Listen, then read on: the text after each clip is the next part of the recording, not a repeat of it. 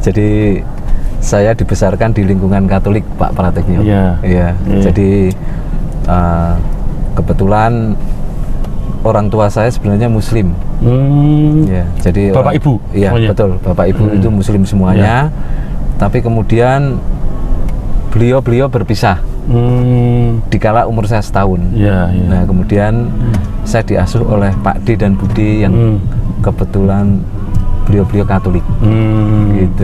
Jadi dulunya sejak awal Katolik atau juga dulunya Muslim? Oh, dulunya Muslim. Oh, gitu ya. Iya, gitu. Dulunya Muslim. Dan nama lahir saya itu yang diberikan bapak saya itu Ibnu Solihin. Iya. Kemudian karena diadopsi, kemudian diganti dengan nama Baptis Katolik Ignatius. Oh, gitu ya. Artinya pendobrak. Iya. Nama Santa ya? Iya. Santo ya. Santo Ignatius. Kemudian Kristanto itu artinya supaya jadi seperti Kristus. Oh, gitu ya. Iya. Menderita terus. Iya. Gitu. Terus ya kemudian ketika tumbuh besar itu karena namanya pendobrak itu nakal ya. Hingga di masa SMP itu saya baru tahu kalau saya itu sebenarnya bukan anak beliau. Nah, karena saya nakal terus beliau ini ngomong, wah ngerti gitu ndak tak pakai anak gitu kan. Nah, terus saya tanya, loh bapak saya mana gitu kan. Saya mana, ditunjukin lah bapak dan ibu yang sebenarnya. Ternyata hanya adik beliau kan. Nah, kemudian sejak itu saya ndak nakal di depan beliau. Nakalnya di luar. Ya karena beliau orang baik, saya ndak nakal, jadi nakalnya di luar.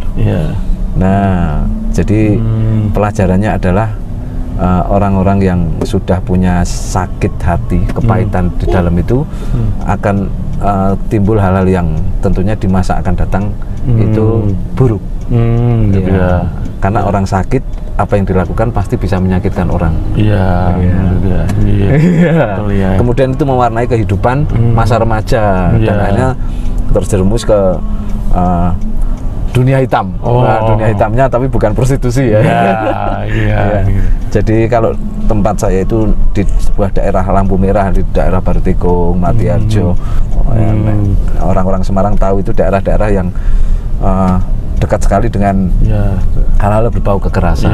Nah, kemudian saya lulus SMA, kuliah, tapi saya lebih dekat ke hal-hal yang berbau seperti itu. Kemudian saya bekerja namun di hal-hal seperti itu, di jasa penagihan, keamanan dan seperti itu kan. Terus tahun 2000 karena lakukan kesalahan yang bisa dianggap cukup fatal. Nah, kemudian saya harus mempertanggungjawabkan itu. Nah, tahun 2000 itulah kemudian saya mulai mencari Tuhan. Nah, mencari Tuhan ini karena ada satu teman yang Kristen ini memberitahukan banyak informasi tentang Kristen. Terutama ketika saya punya komitmen untuk ini pasca sebelum tahun 2000 hidup di jalanan, lakukan banyak hal yang tidak benar, mengakibatkan kerugian orang banyak. Ini nek di Kristen ada ndak supaya aku ini bisa jadi orang baik dan menyerahkan hidup untuk banyak orang. Nah, teman saya nunjukin, oh bisa. Malah nek bisa kamu jadi pendeta. Nah, saya senang memberikan pelayanan. Iya, gitu kan gitu. Nah, kemudian tahun 2005, 5 tahun setelah saya jadi Kristen, saya diberi kesempatan untuk bisa sekolah teologi Di mana itu? Namanya di STT Harvest ya. Harvest di Semarang. Ya.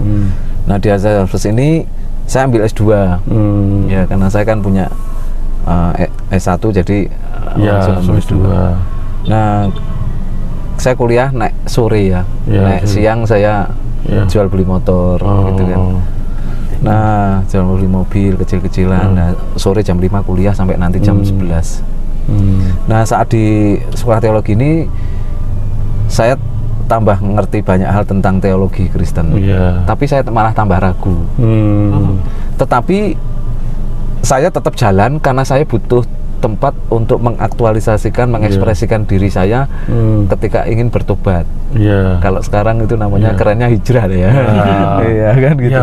Nah tempat ini cocok karena nah di STT Harvest ini saya di DO karena waktu itu saya sering berdebat. Dan yang paling saya ingat itu pertanyaan saya ke dosen saya begini. Tadi dari pemaparan Ibu bahwa setiap orang kalau terima Yesus sebagai Tuhan akan selamat dan masuk surga. Itu statement berarti ya. Sebuah doktrin. Kemudian saya kan balik tanya, kalau orang Kristen kemudian berbuat jahat terus mati, masuk neraka atau surga? Beliau jawabnya masuk neraka. Berarti kan tidak konsisten dengan pernyataan tadi. Ya kan? Berarti saya kemudian ngomong berarti akhirnya toh kita harus berbuat baik. Nah, beliau ngomong ya berbuat baiknya itu tetap harus ada dasar. Dasarnya adalah Yesus. Nah, saya kemudian masih ngeyel. Pertanyaannya saya persingkat dan saya perjelas, tapi jawabannya jangan diputer-puter. Saya bilang begitu. Orang Kristen jahat mati masuk mana? Saya bilang gitu kan. Masuk neraka nih. Ya. Terus kalau terima Yesus sebagai Tuhan pasti selamat enggak? Selamat. Nah, nanti Bapak kan nanti pakai kesimpulan yang bulat-bulat lagi kan. Saya sudah cukup itu lah, beliau marah. Terus dia bilang, nanti saya panggilkan suami saya yang S3 besok ke sini. Ya, dia dosen di salah satu universitas terkenal gitu. Besoknya datang gitu kan. Lah saya ngomong, sebenarnya ini enggak perlu sampai Bapak bantu istri kan. Jadi perbedaan pendapat kan baik kan, saya bilang gitu kan. Saya kan juga tidak harus menyetujui setiap apa yang yang dikatakan. Kan ini kelas S2 bukan kelas S1. Kalau kelas S1 saya harus menerima, oke. Kalau S2 kan kita tidak harus menerima. Saya punya pendapat pribadi. Nah, marah kan. Akhirnya banyak perdebatan lain tentang keselamatan, itu murni dari Tuhan atau dari manusia, banyak itu yang saya sering berdebat. Akhirnya suasana hubungan saya dengan dosen ini pada ndak baik, dan saya keluar. Gitu. Jadi saya katakan bahwa saya memang tidak lulus, tapi bukan berarti kalau tidak lulus STT tidak bisa menjadi pendeta. Ya kan? Jadi ada orang yang sekolah STT pun tidak jadi pendeta gitu. Kalau jadi pendeta itu kan tergantung sinodenya. Sinode itu kan ada syarat-syarat yang memang harus dipenuhi. Nah, kemudian saya bergabung dengan beberapa sinode. Nah, kemudian saya mulai melihat praktek-praktek yang tentunya menurut saya ini bisa subjektif ya. Menurut saya ini tidak pas gitu ya. Nah, kemudian saya secara mandiri aja lah melayani gitu kan. Saya kemudian cari organisasi misi yang pusatnya di Amerika, dan kemudian saya lebih melatih para pendeta untuk punya jiwa leadership, karena di desa-desa itu kan banyak pendeta miskin. Di Kopeng juga kan banyak ya. Yang mentalnya hanya minta, ya kan, ngenteni bantuan. Kalau ada tamu kaya sudah langsung nunjukin, ini lupa kursinya rusak, ini rusak, model gitu. Nah, saya melatih untuk mereka untuk tidak seperti itu. Saya melatih untuk punya kemandirian dalam finansial dan juga di dalam teologi. Biasanya pendetanya karena tidak merokok, di gereja tidak boleh merokok. Nah, ditulisi di luarnya dilarang merokok.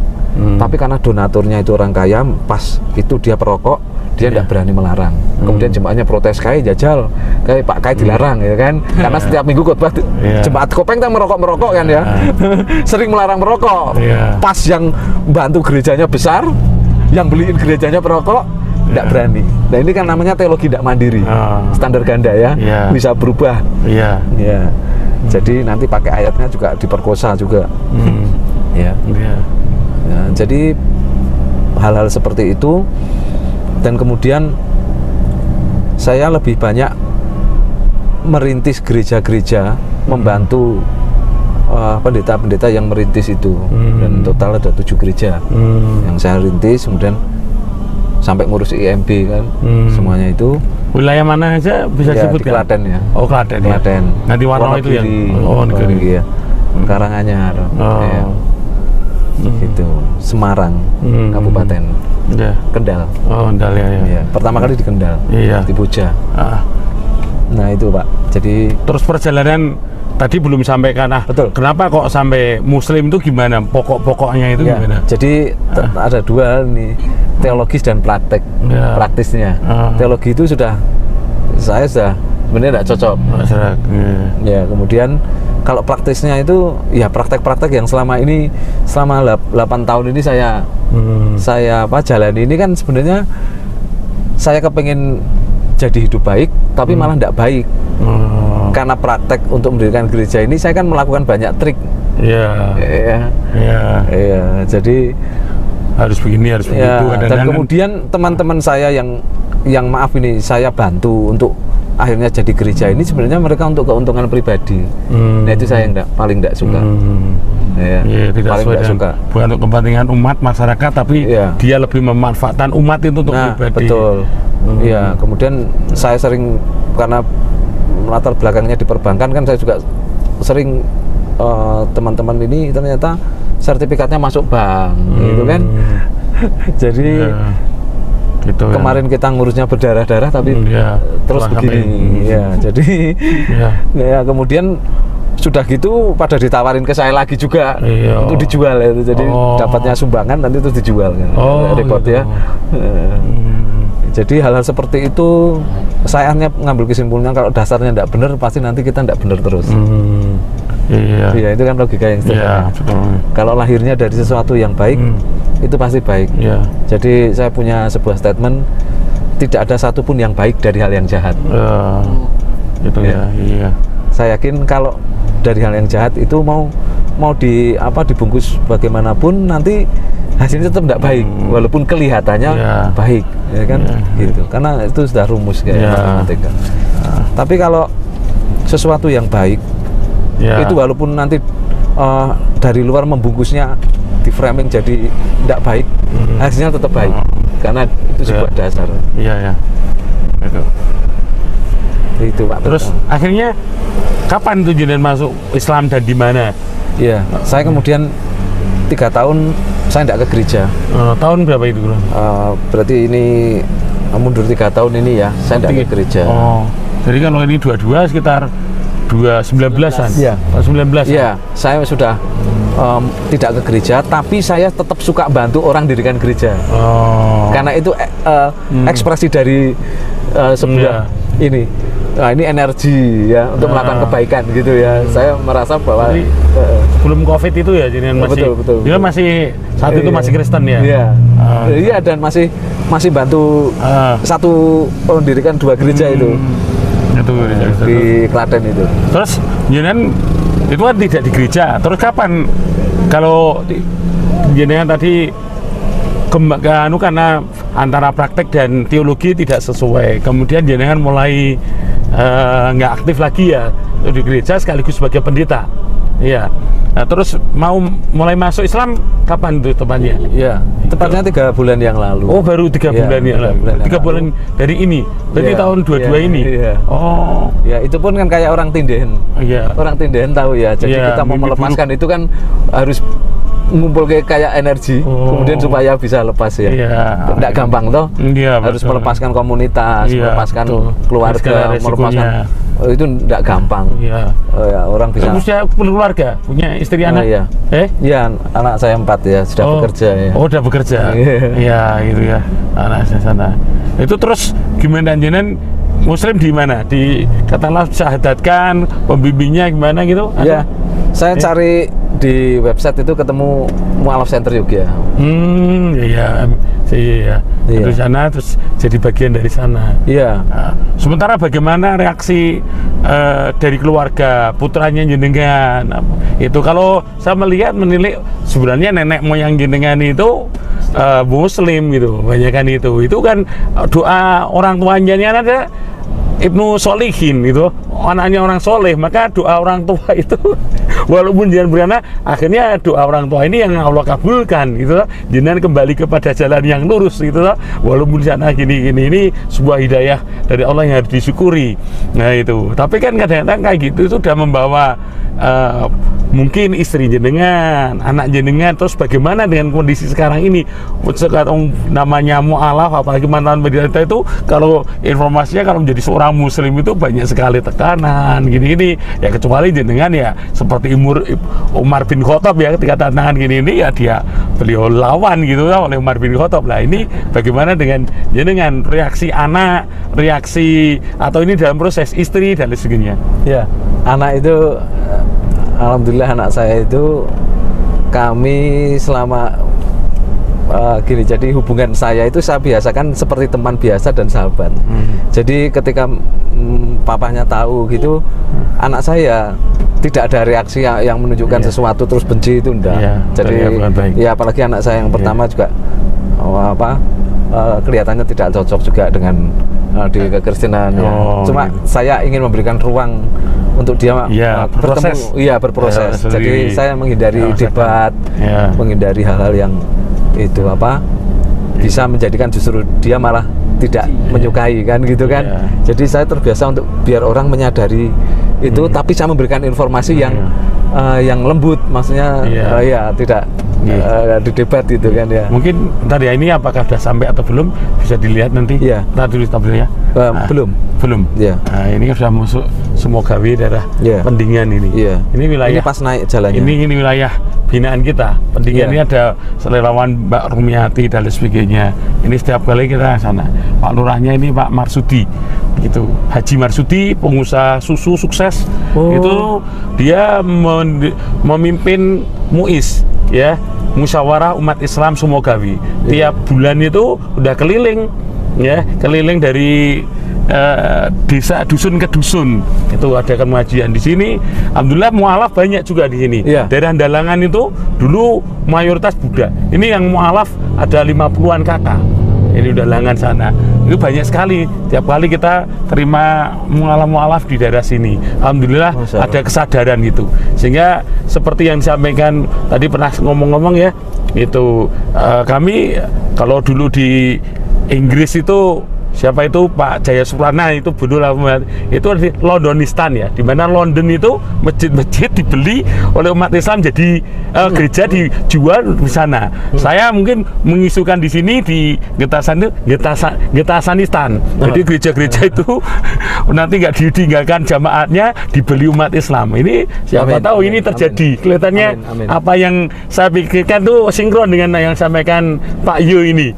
Insya Allah ya. Jadi bahasa lain hadis qudsi itu wali abdi masalah, bagi hambaku apa yang ia minta. Kita minta demikian. Pak Yo yang mantan pendeta gitu, Allah kabulkan satu persatu gitu. Betul.